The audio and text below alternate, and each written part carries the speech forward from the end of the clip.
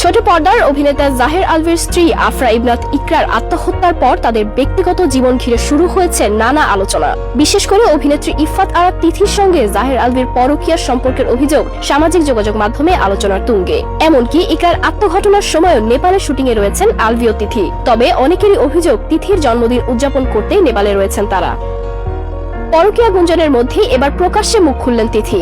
জাহের আলভির একটি post share করে তিথি আবেগঘন ভাষায় শোক প্রকাশ করেন। সেখানে তিনি ইকরার এমন সিদ্ধান্তে বিস্ময় প্রকাশের পাশাপাশি অনুরোধ জানান যেন বিভ্রান্তিকর তথ্য না ছড়ানো হয় এবং শোকাহত পরিবারটির পাশে থাকা হয়। তবে সমালোচনার মুখে তিনি সেই পোস্টের কমেন্ট সেকশন বন্ধ রেখেছেন। সম্প্রতি নেপালে শুটিংয়ে যাওয়ার বিষয়টিও আলোচনায় এসেছে। সামাজিক মাধ্যমে ইকরার কয়েকজন ঘনিষ্ঠের দাবি, মূলত তিথির জন্মদিন পালন করতেই তারা একসঙ্গে নেপালে গিয়েছিলেন। নেপালে অবস্থানের এক রাতে আলভি ও ইকরার সন্তান রিজিক অসুস্থ হয়ে পড়লে ইকরা ভিডিও কলে স্বামীর সঙ্গে যোগাযোগ করেন। সে সময় সহযোগিতা না পাওয়ার অভিযোগ ওঠে, বরং সন্তান অসুস্থ এই বিষয়টি নিয়েও প্রশ্ন তোলা হয় বলে জানান তার সংশ্লিষ্টরা। ইকরার ঘনিষ্ঠদের মতে এসব বিষয় সম্পর্কে ইকরা আগে থেকেই জানতেন। সন্তানের ভবিষ্যৎ এবং 15 বছরের দাম্পত্য সম্পর্কের কথা ভেবে তিনি সংসার ধরে রাখার চেষ্টা করেছিলেন। তাদের দাবি, দীর্ঘদিনের মানসিক চাপই তাকে ভেতরে ভেতরে ভেঙে দিচ্ছিল।